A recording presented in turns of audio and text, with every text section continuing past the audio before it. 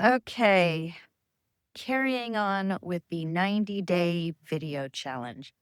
So, today I wanted to tell you a wild story. The story of my two brothers named Chris. So, here I am, sitting in my brother's backyard, about to fly home. And I have to tell you one of my favorite stories because honestly, it still blows my mind. So, picture this. I'm about 13 years old, and my mom was dating this total creep. Like, bleh. The kind of guy you just know this is just creepy.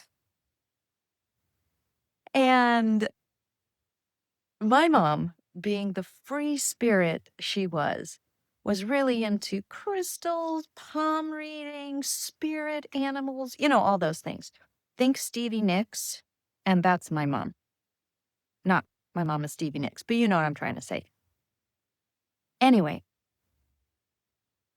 one day, I'm looking at her palm and I'm practicing my palm reading that I had learned from her. And you know those little lines on your hand that tell you how many kids you'll have? She had 3. And I only knew of me and my younger brother. So I totally freak out.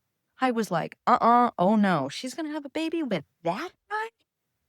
And my mom completely casual, totally chill, while she's watering the plants, says, "Oh, honey, I already had another baby.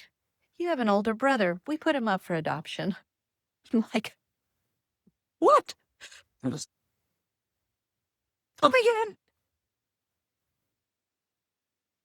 Anyways, just picture that mic drop into your 13-year-old mind. And fast forward a few years. So my mom always longed to find him. She always felt like there was something missing. And she searched and searched, especially when when she knew that he had turned 18. Sadly, my mom passed away before she got to find him, but that's a different story. But my uncle and I, we picked up that search. And years later, out of the blue, my uncle gets this call from someone who literally called themselves an adoption angel. Because the searches that me and my uncle had done had hit dead end versus dead end. Anyways, this adoption angel calls. And just like that, after decades, our missing brother was found. These are people who just take up the mantle to connect families who are seeking each other. So I'll never forget it. My uncle called me 3 times while I was in a patient's home. And by the 3rd time, I thought, who died? So I pick up, and all he says is, "We found him." And I knew exactly what my uncle meant. An hour later, I get this call from this guy, and he says, "So, I guess I'm your brother." And just like that, we're texting, sharing pictures, piecing our family puzzles back together. Well, here's the crazy part. His name is Chris. And my youngest brother is Chris. And my stepmom's name is Chris. And we'll just throw in my cousin named Chris for good measure. Apparently, we collect Chris's, like Pokemon cards. Anyway, but the wildest thing, from the moment we met, it just fit. It just clicked. The same weird sense of humor, the same mannerisms, even the same way we tell stories and laugh at our own jokes. I crack myself up.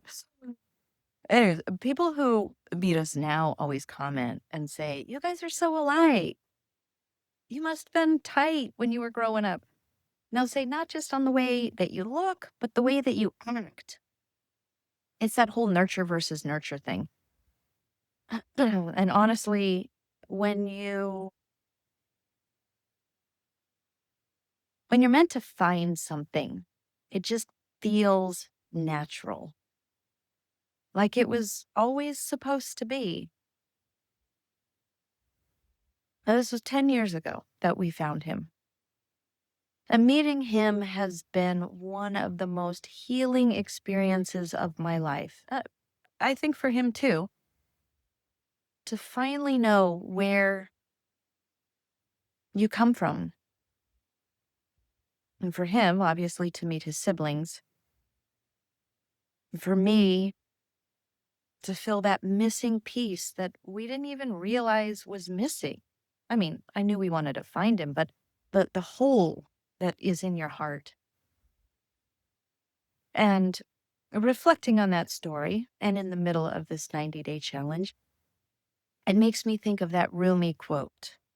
What you are seeking is seeking you.